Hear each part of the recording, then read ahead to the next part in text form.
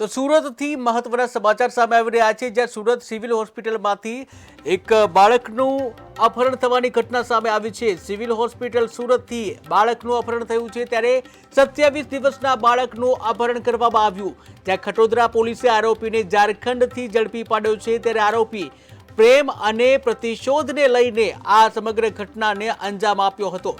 બાળકીની માતા સાથે લગ્ન કરવાનું દબાણ પણ કરતો હતો આરોપી। ત્યારે પોલીસે ફરિયાદના આધારે કાર્યવાહી હાથ ધરી છે। તો મહત્વના સમાચાર સામે આવી રહ્યા છે સુરત સિવિલ હોસ્પિટલથી, જ્યાં સુરત સિવિલ હોસ્પિટલમાં એક બાળકનું અપહરણ કરવામાં આવ્યું હતું। 27 દિવસના બાળકનું અપહરણ કરવામાં આવ્યું હતું। ત્યારે ખટોદરા પોલીસે આરોપીને ઝારખંડથી ઝડપી પાડ્યો હતો। ઉલ્લેખનીય છે કે આરોપી પ્રેમ અને પ્રતિશોધને લઈને આ સમગ્ર અપહરણની ઘટના ઉપજાવી હતી। ત્યારે બાળકીની માતા સાથે લગ્ન કરવાનું દબાણ પણ કરતો હતો।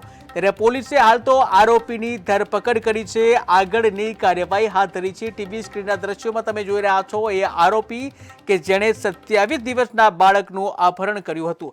આ સાથે જ સુરતથી સંવાદદાતા બળદેવ દેસાઈ જોડાઈ ગયા છે। જી બળદેવ, વાત કરવામાં આવે સુરત સિવિલ હોસ્પિટલમાંથી 27 દિવસના બાળકનું અપહરણ કરવામાં આવ્યું હતું, શું છે વધુ વિગત? આપને જણાવી દઉં કે સુરત સિવિલમાંથી 27 દિવસના બાળકનું અપહરણ કરવાના આરોપીને ઝારખંડથી ઝડપી પાડવામાં આવ્યો છે। ખાસ કરીને આરોપી પ્રેમ અને પ્રતિશોધમાં માસૂમને લઈને ફરાર થયો હતો। બાળકીની માતા સાથે તે રહેવા માંગતો હતો, ત્યારે 27 દિવસના બાળકીનું અપહરણ કરનાર આરોપી સુરજ મહેતાને ખટોદરા પોલીસે ઝારખંડથી ઝડપી લીધો છે। ખાસ કરીને બાળકને ઝડપી લેવામાં સમગ્ર આરોપીની શોધખોળ હાથ કરી હતી। સીસીટીવી કેમેરા અને સમગ્ર ફૂટેજના આધારે આખરે બાળકને તે અપહરણ કરનાર આરોપીને ઝડપી પાડવામાં આવ્યો છે। ખાસ કરીને ખટોદરા પોલીસે સમગ્ર બાળકના અપહરણ મામલે આરોપીની શોધખોળ હાથ ધરી હતી। સીસીટીવી ફૂટેજની મદદથી સુરતની ઓળખ થઈ છે। ખાસ કરીને એટીએમમાં પૈસા ઉપાડવા જતા આરોપી પકડાઈ ચૂક્યો છે અને હાલમાં આરોપીની વડોદરા પોલીસની કબજામાં છે। આરોપીના વધુ રિમાન્ડ માંગવામાં આવશે અને આ બાળકનું અપહરણ પાછળ તેનો આશય શું છે સમગ્ર હકીકતો તપાસમાં આવશે। જી બળદેવ, વધુ વાત કરવામાં આવે ખાસ મહત્વનો સવાલ એ છે કે સુરત સિવિલ હોસ્પિટલમાંથી બાળકનું અપહરણ થયું છે, ત્યારે સુરત સિવિલ હોસ્પિટલની સિક્યુરિટી સામે પણ પ્રશ્નો ઉભા થાય છે। જી મહેન્દ્ર, બિલકુલ આપને જણાવ્યું છે કે સિવિલ હોસ્પિટલ ખાસવાર વિવાદોમાં રહેતી હોય છે।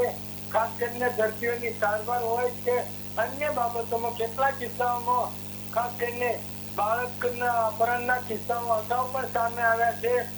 મહિલાઓ દ્વારા અવારનવાર બાળકોનું અપહરણ કરવામાં આવતું હોય છે। થોડા દિવસ પહેલા એક માસૂમ બાળકીનું અપહરણ કરાયું હતું ને એ પણ એક મહિલા દ્વારા અપહરણ કરાયું હતું। 24 કલાક ના સમગ્ર શોધખોળ બાદ બાળકીને અપહરણ કરનાર મહિલા આરોપીને ઝડપી પાડવામાં આવી હતી।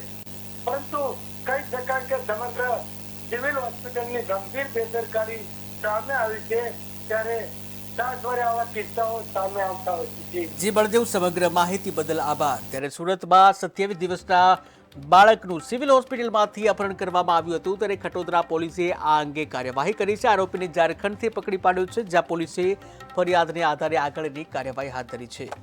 एक बच्चा जिसकी उम्र 27 दिन है वो NICU वार्ड सिविल हॉस्पिटल वहां से गायब हो गया और आके फरियादी ने पुलिस स्टेशन में फरियाद लिखवाई। फरियादी का नाम विजेंद्र सिंह शिव रतन सिंह मौर्य है। ये आरा भोजपुर बिहार का रहने वाला है। यहाँ पे अपनी पत्नी के साथ रहता है और लारी पे सब्जी बेचने का काम करता है। इसके 3 बच्चे हैं। सबसे छोटा जो बच्चा है वो 27 दिन की बच्ची है, उसको पीठ में कोई एक गांठ जैसा हो गया, वो दिखाने के लिए हॉस्पिटल में एडमिट करवाया था। वहां से वो बच्ची गायब हो गई। फिर फर्दर इन्वेस्टिगेशन किया तो पता लगा कि एक व्यक्ति है जो फरियादी के साथ में ही रहता है, ये झारखंड का रहने वाला है और वो व्यक्ति फरियादी की पत्नी को कई दिन से प्रेम में फंसाने का प्रयास कर रहा था कि हम दोनों साथ में भाग चलते हैं।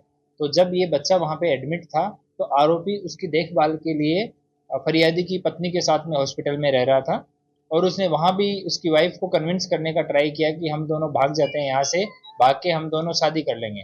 तो जब उसकी वाइफ ने ना बोल दिया तो हॉस्पिटल के वार्ड में से ये 27 दिन के बच्चे को लेके और यहाँ से झारखंड चला गया। तो आरोपी जो है सूरज कुमार श्यामराज मेहता है, ये पलामू झारखंड का रहने वाला है। फिर हमने यहाँ से टीम बना के पलामू भेजी, यहाँ से फुटेज चेक किए, रेलवे स्टेशन के फुटेज चेक किए, एक जगह से उसने पैसे विड्रॉल किए, वहां से एटीएम के हमने फुटेज लिए। बाद में इसको कंटिन्यू हम लोग फॉलो करते रहे। तो ये गढ़वा डिस्ट्रिक्ट है झारखंड में, वहां पे इसकी बहन का ससुराल है, वहां से ये बच्चे के साथ में बरामद हुआ। तो वहां लोकल कोर्ट के सामने इसको रजू किया गया, वहां से ट्रांजिट रिमांड लेके और यहाँ सूरत में लाया गया है कि एक